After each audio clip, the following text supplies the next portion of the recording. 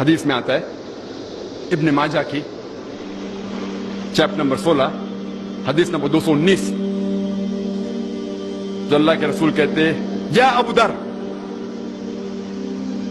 تم اگر ایک آیت کو سمجھو گے وہ 100 رکعت نفل سے بہتر ہے. اللہ کے رسول فرماتے یا ابو در تم اگر ایک قرآن کی آیت کو سمجھو گے وہ 100 رکعت صلاح نوافل صلاح سے بہتر ہے. اور ایک رکعت میں کم از کم سورہ فاتحہ تو پڑھنا چاہیے آپ کو. کم از کم 7 آیتیں ہیں. 100 رکعت میں کم از کم 700 آیتیں ہیں.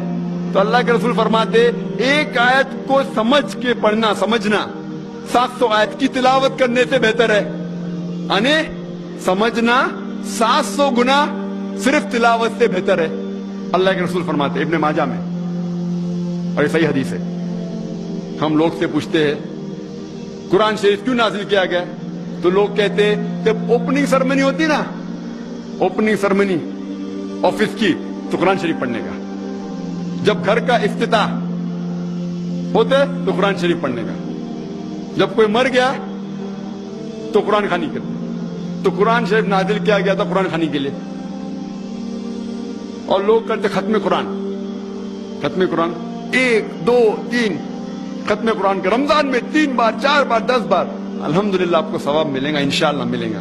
لیکن اگر آپ رمضان میں 2 بار ختم قرآن کرتے ہیں میری یہ رائے رہے گی کہ 1 بار عربی میں پڑھو اور 1 بار ترجمہ پڑھو وہ بہتر ہے. کم از کم سمجھ میں تو آئیں گا آپ کو. اور اگر آپ چاہتے کہ اوپننگ سرمنی میں قرآن خوانی ہو یا افتتاح ہو گھر کا تو قرآن خوانی ہو کوئی مر جاتا قرآن خوانی. میں کوئی قرآن کی آیت میں صحیح حدیث میں نہیں جانتا ہوں کہ محمد صلی اللہ علیہ وسلم یا صحابہ کوئی مر جاتا تو قرآن پڑھتے تھے یا کوئی افتتاح کے لیے قرآن پڑھتے تھے. اگر آپ کو قرآن پڑھنے کا ہی ہے تو میں یہ کہتا ہوں کہ آپ قرآن اگر پڑھتے ہیں 100 مائل کی سپیڈ کے اوپر 30 لوگ کو بلاتے اور 1 گھنٹے میں ختم کرتے تو میں کہتا ہوں کہ 2 گھنٹے کے لیے بلاؤ.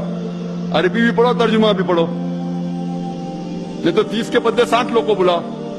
ایک آدمی اگر 1 پارہ پڑھتا ہے تو ایک آدمی کو بولا آدھا پارہ پڑھو عربی میں اور آدھا پارہ ترجمہ پڑھو. کم از کم وہ قرآن تو پڑھنا کا حدیث میں لکھا نہیں لیکن کم از کم اگر آپ ترجمہ پڑھیں گے تو آپ کو علم تو حاصل ہوگا اور انشاءاللہ کچھ چیز کے اوپر عمل تو کریں گے. تو قرآن کو سمجھ کے پڑھنا بہت ضروری ہے بہت ضروری ہے.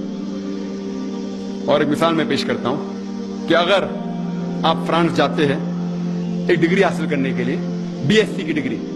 آپ فرینچ نہیں جانتے آپ کلاس اٹینڈ کرتے ہیں. کلاس اٹینڈ کرتے ٹیچر استاد آپ کو پی دیتا ہے پریزنٹ. بولتے ہیں حاضر ہے تو پی لکھتا ہے present P four present English میں پریزنٹ.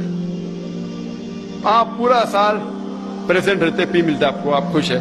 جب ایگزامینیشن آتا ہے تو کوشچن پیپر سوال کا جو پیپر ہوتا ہے وہ آپ کو فرینچ میں ملتا ہے. آپ کو فرینچ نہیں آتی آپ کچھ سمجھ نہیں سکتے لیکن ایگزامینیشن میں بھی آپ کو پریزنٹ ملتا ہے پی.